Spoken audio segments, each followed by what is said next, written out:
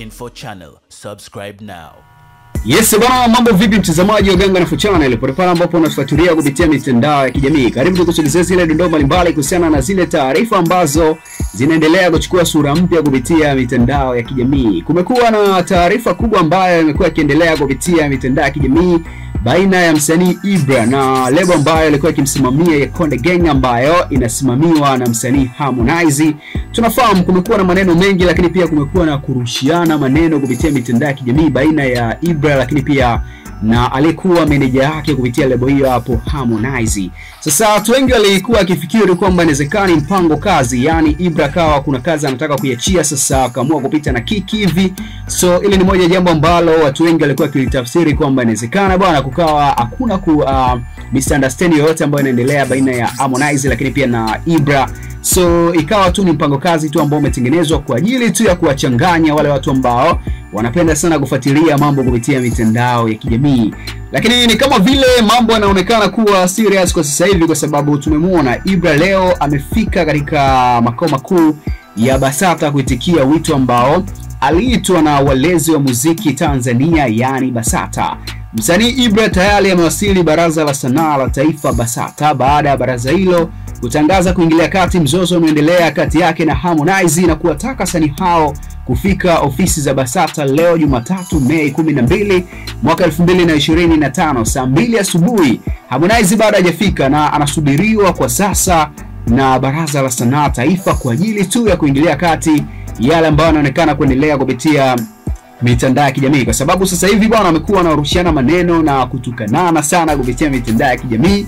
Sasa Baraza la Sanaa bwana likaona sio mbaya, ngoja tuwaite ili kuweza kuwasikiliza ni kitu gani ambacho kinaendelea baina ya watu hao wawili. Ingawa BASATA kueleza kwa undani kuhusu walichopanga kujadili na wasanii hao, lakini inahisiwa kuwa wanakwenda kuwapatanisha na kuona namna watakavyomalizana suala lao kwa amani, kwa maslahi mapana ya kwao binafsi na muziki na taifa kwa ujumla.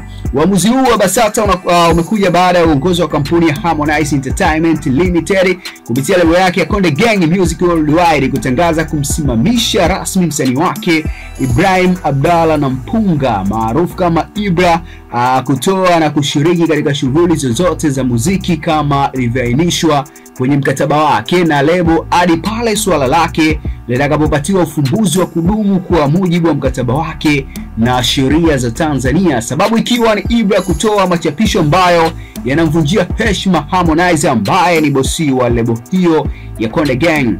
Lebo hiyo imempiga marufuku Ibra dhidi ya kuchapisha, kutamka au kufanya mawasiliano yote kuhusu suala hili kwenye vyombo vya habari au mitandao ya kijamii kama vile Instagram, WhatsApp, Facebook na kadhalika. Hii ni pamoja na mawasiliano ya aina yoyote ambayo yanaweza kuharibu taswira ya lebo au kumzalilisha mkurugenzi mwekezaji wa lebo hiyo ambaye ni msanii Harmonize.